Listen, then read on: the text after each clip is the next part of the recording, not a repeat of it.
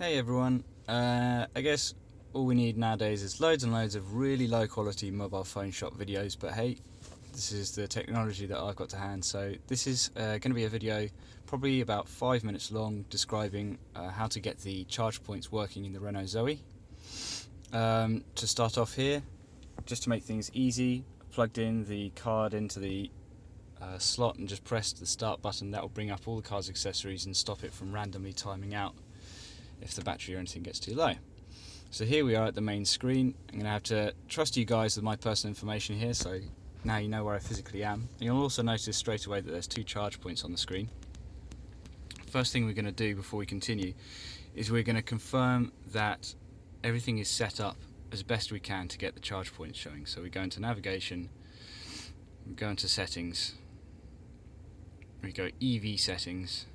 So this is if you want to make the game easier for you for finding things, you're going to, in the UK, you're going to want to enable these two. You probably don't want to enable that or the bottom two unless you have the specific charges, but we can talk more about some foibles of that later. And hopefully if you go into details here, you'll find a nice description here. I'm scrolling down using the up and down buttons. You don't have to use a touchscreen. It's a cold day, so I find it easier to use the up and down with this resistive touchscreen. And here we go, and it describes everything. So let's go back. So we've told the car that's the cables I want to search for normally.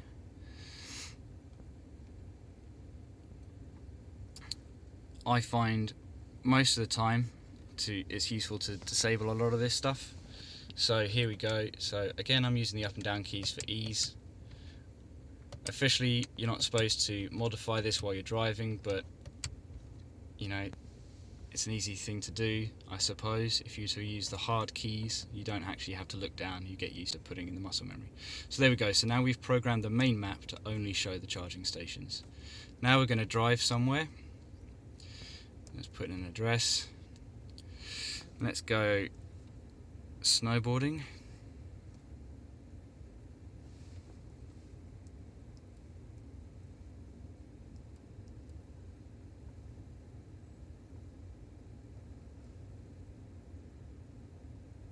That's about the right area. And I'm going to select fastest route. One thing is, I always have my car ask me every time. Shortest route is something worth using normally if you're trying to save a lot of juice, but I tend to use fastest route, and I just accept that in my planning that I'm not going to be as efficient as otherwise. Now here we go. So now we want to add a charging station to the route. This is the issue that a lot of people get, is that the car's not describing all the charges. So there we go. So it's come up with some charges, right? But let's say it doesn't come up with any charges whatsoever. So you've got 2 options here. Well, you've got several options, of course, but the 2 main options I use is search by charge type. If I'm doing a long journey, then I search by just the rapid charges, so I know that my list won't get cluttered up with slow charges. And of course then you've got show all charging stations, which is if you want more options shown at once. If you're thinking of stopping somewhere for more than half an hour, then you can find your slow charges all at once. So I tend to go charge type. As you can see, it remembers from the last selection you've made. So here I've selected fast charge, which is the 3 lightning bolts, and that will give you all of your 30-minute charges, your 50 kilowatt AC charges. So we go done, and it'll ask me if we want to see the incompatible stations. We go yes, because often you'll find that certain charges only carry some of the data. So it will say CHAdeMO and DC CCS, but there'll actually be an AC CCS. It could be a triple head station, for example, or they could be 2 stations. And sometimes the onboard map doesn't detect that. So I go yes for incompatible stations, and they go done. So in this case I haven't plotted a long enough route. Maybe I could have selected something a bit further, but here we go. So now it's only showing the rapid charges of all types along the route, and I would be free to select something along the way.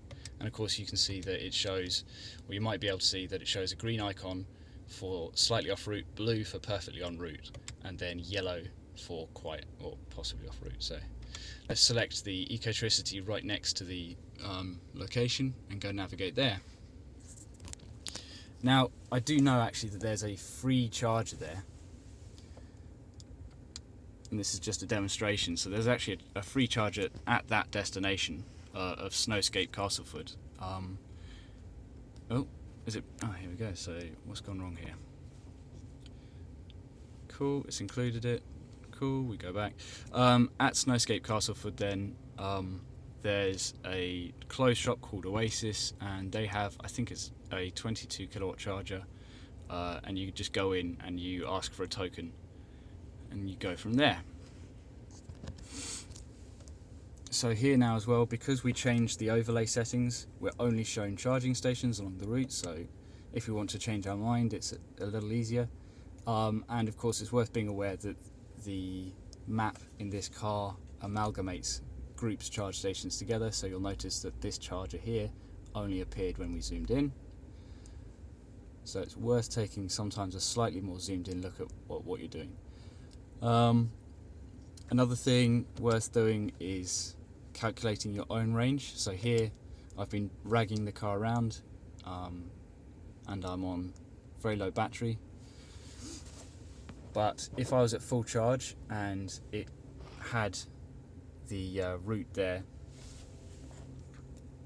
the destination in the amber zone, then that would be a safe route to drive if you drive at a reasonable, say 56 miles an hour, maybe 50 miles an hour if you're on the side roads, on the A roads, which will conserve your energy. But if it's in the green, then you're looking at doing 56 to 60 miles an hour absolutely comfortably without worrying about whether you'll reach your destination or not. I hope that was a useful video. Have a good one.